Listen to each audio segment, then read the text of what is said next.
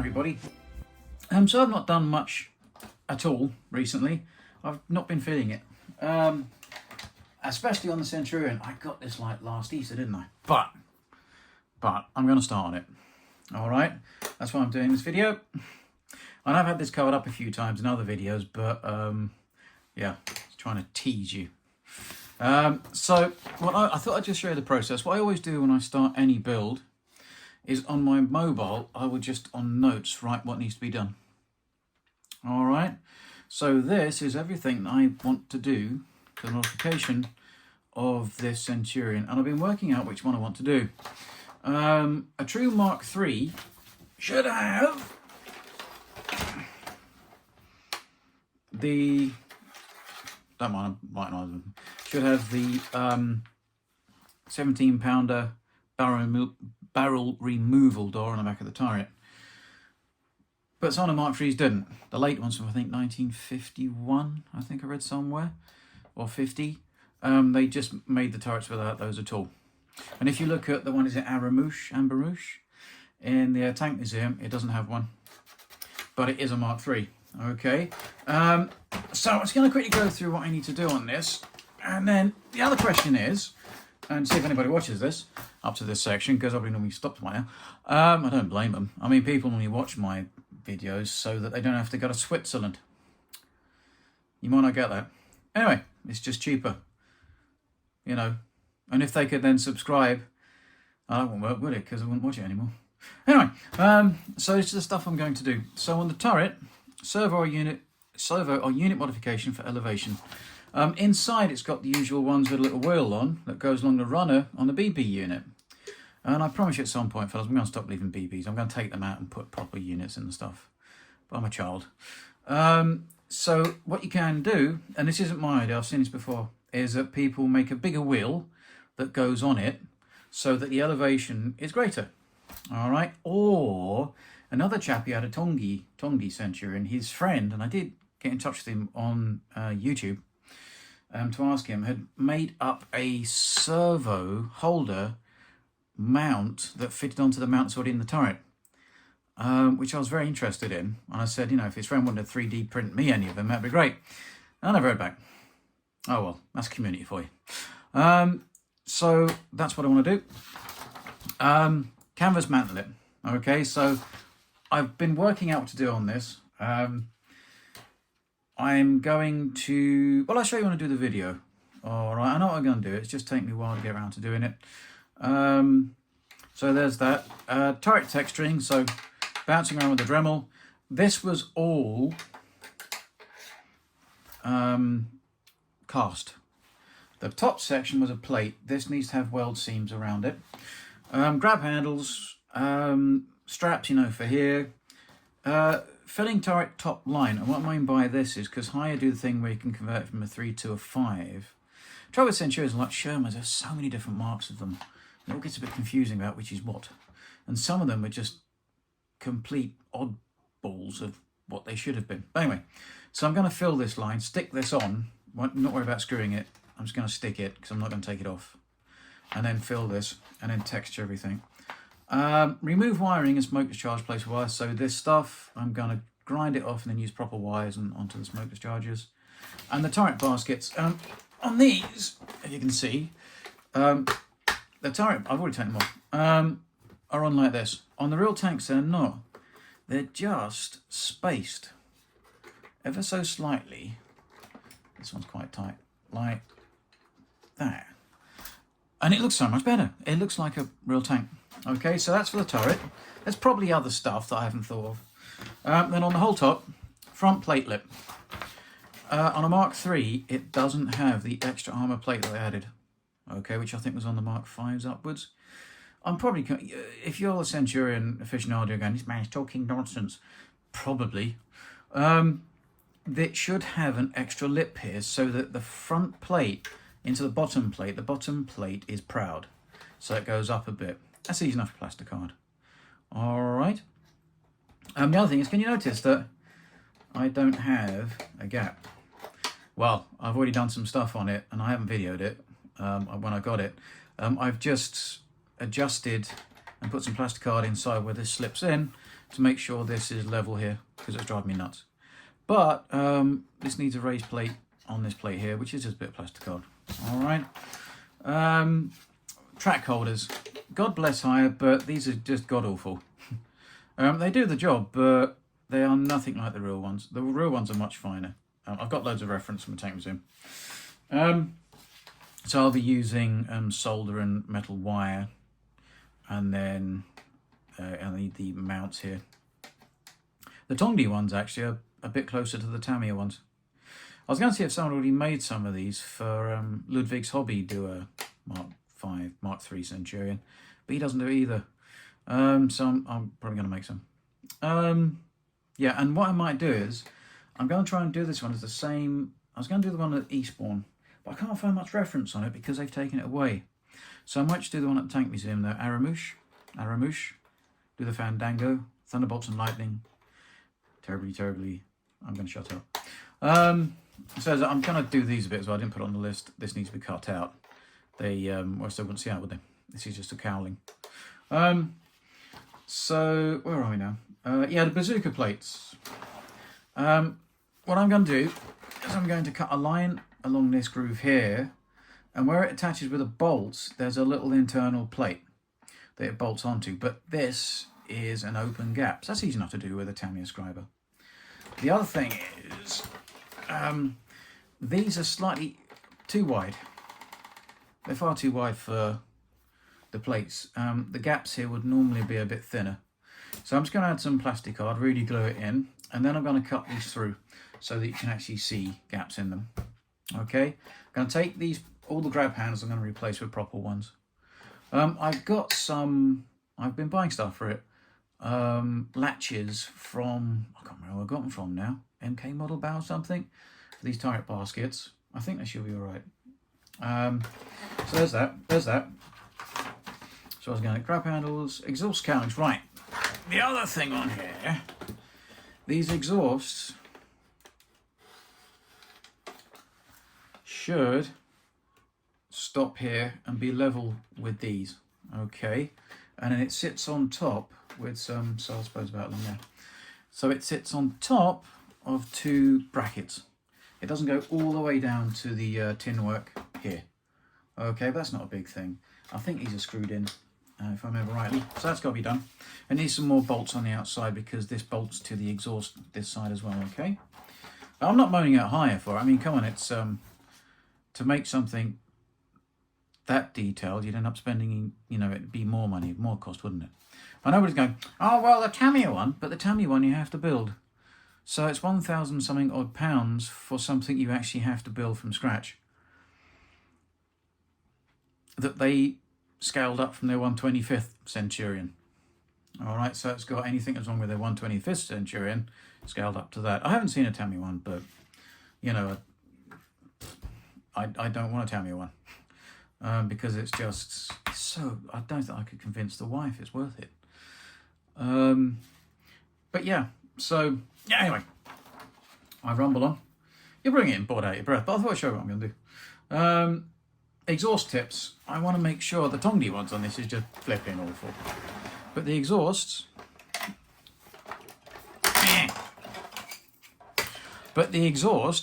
I'm going to try and thin these down a bit because they're a little bit fat. Again, it's not Haya's fault. They sort of come down to a much thinner opening. So we'll see what I can do with that, but see what happens. And I might also get them so that they angle just that way a little bit. All right. Put that turret basket back on before I lose it. I've got to strip it down. So there's that. What else are we doing?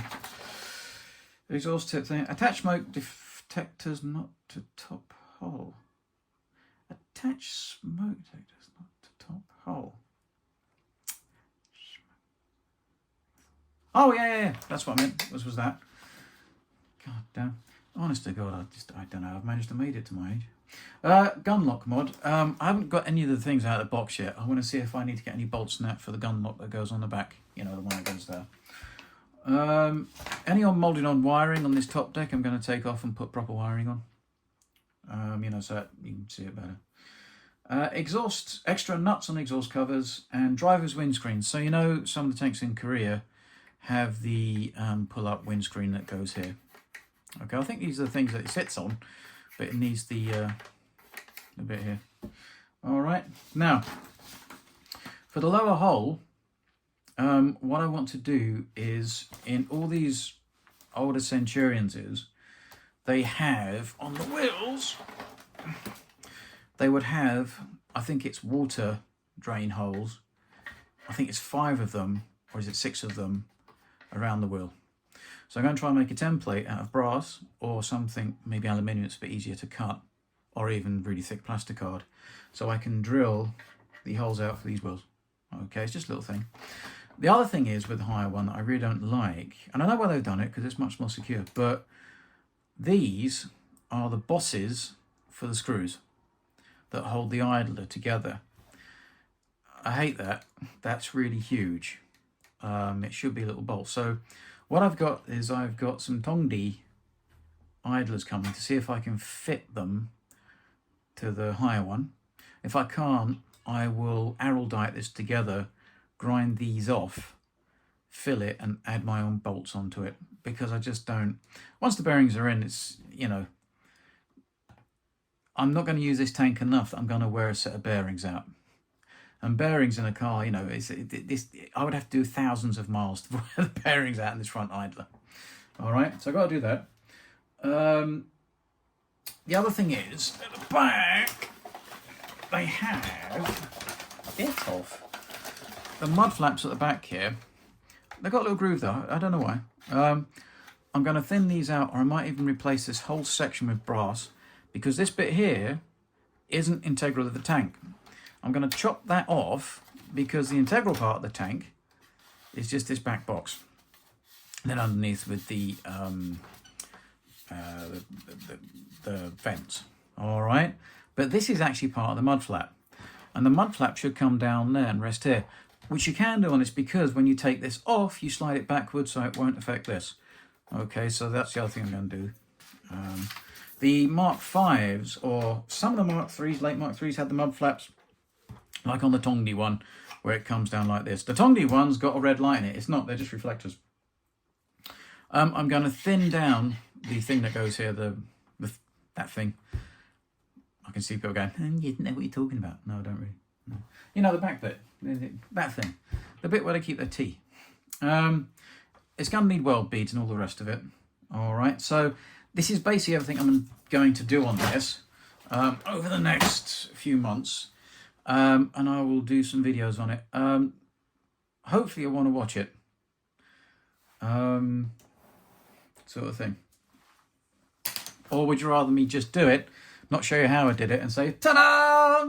That's not going to happen in this video now. I don't know. So maybe let me know in comments if you want to see it in detail. The good thing is about this top one is, Tamiya forgot this on their model of it, the 135th one. There's the grenade smoke launcher thing in the gunner side. All right, so that's good that this was remembered. And I'm not slagging off Haya. I mean, come on. I think part of it's a good little tank. You know, they've done a good job, I think. The one I might try and replace the Clark board with a better Clark board, because I'm not sure about Clark stuff. The thing that worries me about Clark is you can run these tanks without the sound on. And as you all know, I'm an idiot. So I've done this a couple of times. I've forgotten I've left it on because it wasn't making a noise and nothing was flashing. And I've accidentally hit the go and nearly driven it off of the desk because you don't know it's on. So yeah. So I don't know if the higher up Clark boards have a bit more of a definitive. Oh, that's cool. They've got the mic thing under there. Look, didn't see that. That's all right. And that's probably how far. Oh, that's good. That'll show me how far out these have to go because they've actually moulded on the bit that shows you where it goes. Yeah, so it has to go out to about there. I mean, oh, you can't see it really, can you? But it has to go out about there. So look, that's what I'm going to do, fellas. Let me know what you want to see and what you don't want to see. Or do you want to see all of it? I don't know. But this is just all the modifications body-wise and everything else. This isn't painting and all the rest of it and decals and what unit and stuff. And normally this is on my phone, so I've not got a bit of paper. But if you ever make anything, if you make a little list somewhere, then you can tick off what you've done. And it doesn't seem such a massive thing. So I'm going to strip this down, do all the wiring out, and I'm going to start on the turret and get all the stuff on the turret done that I need to do. Get that done, fabulous, then move down to the hole, and then so on. And then it doesn't seem like a big job. I've gone and got as much reference as I can, and the internet's a wonderful place as well, isn't it?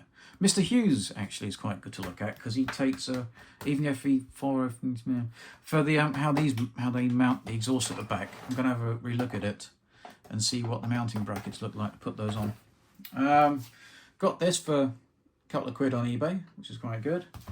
You can tell I've been trying to research this because this owner's manual is covered in coffee cup marks. And then this is kind of cool. This was good, I got this. By the way, it's no plug, I don't don't give you anything for this thing. Yeah, sort of thing. Oh, and if you ask me to do something on a video, that's fine, but you got to remember that I don't do this for a living. Alright? And I can get round to it when I get round to it. Sort of thing. I don't think anybody's ever given me a super thanks for any of showing people how to do stuff, which I don't expect and I don't really want, but if you want something, you might just have to wait a little bit longer for it. Yeah, so reference is key. Internet's a wonderful thing. And we'll get cracking on this, and this will be my winter project, and then we'll get this done. Okay? It's cool, I like it. I just, I had to start it, and I've just not been in the mood. I was doing that T72, and literally no one watched most of it. It kind of puts you off a bit. It's like, well, why do I bother? And I'm not doing that at the moment, you guys. It's my fault because the content's crap. You know, people don't want to watch stuff that's boring, do they? It must have just been super boring.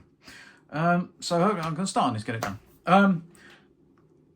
I wish that they would use their brain, manufacturers, with lenses in tanks like this. All they had to do is produce this whole section in clear. If this had been popped in clear plastic, then you had the option and you could scrape it off, and then these would be windows, wouldn't it? So if anyone's listening, whenever you do anything like this, if you can start doing it in clear plastic where there's any vision blocks, the whole bit just in clear plastic instead of coloured plastic, then you've got clear vision blocks which you can then mask and then paint, and then they're clear. And it's another detail that hopefully wouldn't cost you much more money. I don't know if clear plastic is more expensive to inject than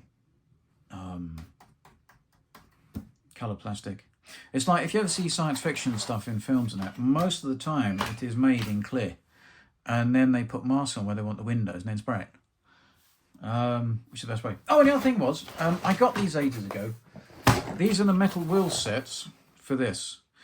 So I'm probably going to use the metal wheels on this and then take the plastic ones off this and use it on the Chieftain. These do not fit the Chieftain, unless you do some jiggery-pokery with spacers and stuff. Okay, these are not a direct fit. Which is a shame. I wish that someone would make metal arms for the Chieftain.